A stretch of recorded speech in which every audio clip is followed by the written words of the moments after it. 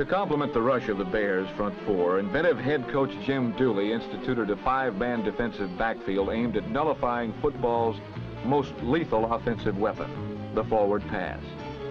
But today, the Bears faced one of the NFL's premier quarterbacks, Sonny Jurgensen, and Sonny riddled the Bears' secondary for nearly 300 yards and 4 touchdowns.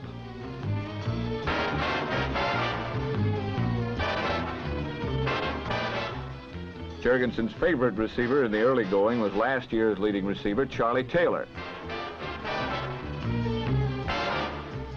With it 3rd and 7 on the Bears' 16, Sonny tossed a perfect strike to towering Pat Richter for a 7-0 Redskin lead.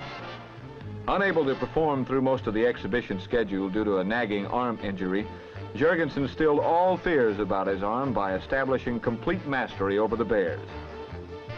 The birth of a decent Washington running attack can in part be attributed to the acquisition of All-Pro guard John Wooten, number 67, who led Swift Jerry Allen to a 2-touchdown margin over Chicago.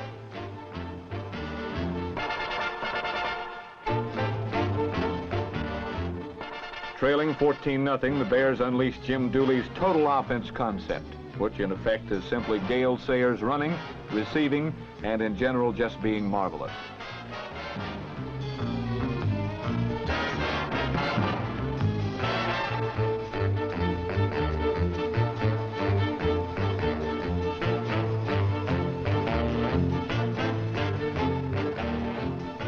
Nearing the close of the first quarter, Sayers zipped 43 yards through the Redskins before stepping out of bounds on the Washington 12.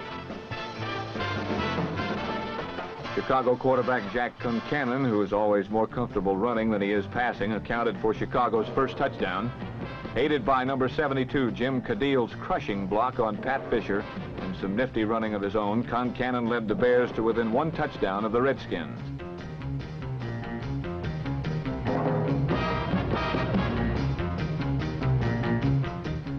In the second period, a Bear drive to tie the game was canceled when Concannon was forced to flee from the pocket, and his desperation pass was intercepted by Brig Owens on the 1-foot line.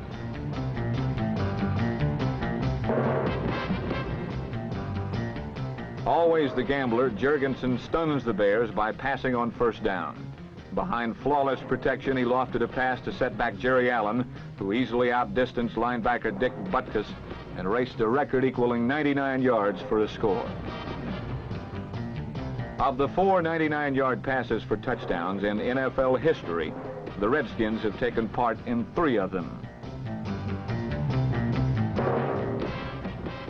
Behind again by 14 points, the Bears rallied as Brian Piccolo dashed 12 yards for a touchdown that narrowed the Redskin lead to 21-14. Before the season, the experts conceded that new, varied, and sophisticated defenses had caught up with the offense. Today, Sonny Jurgensen destroyed one of football's most potent defensive units, and on this Sunday, defense almost became a lost art.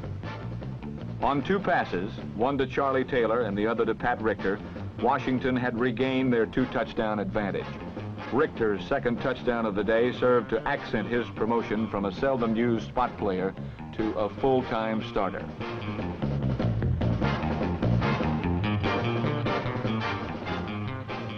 Refusing to wilt under Jurgensen's constant pressure, the Bears came back on a pass to Sayers and a knifing 5-yard touchdown run by number 29, Ronnie Bull, that made the score 28-21 at halftime. By the start of the second half, both teams had settled down.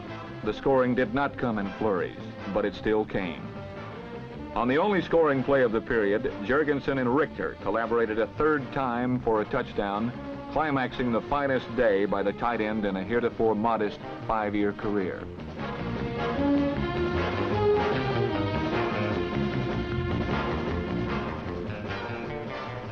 In the fourth quarter, the Bears fought back gallantly, but it was too late.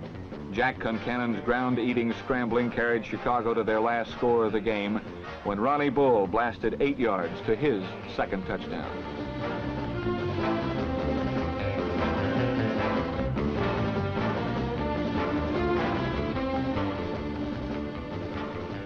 In a 38-28 victory, the Redskins had found out that all they missed during a lackluster preseason was the strong right arm of their quarterback, Sonny Jurgensen.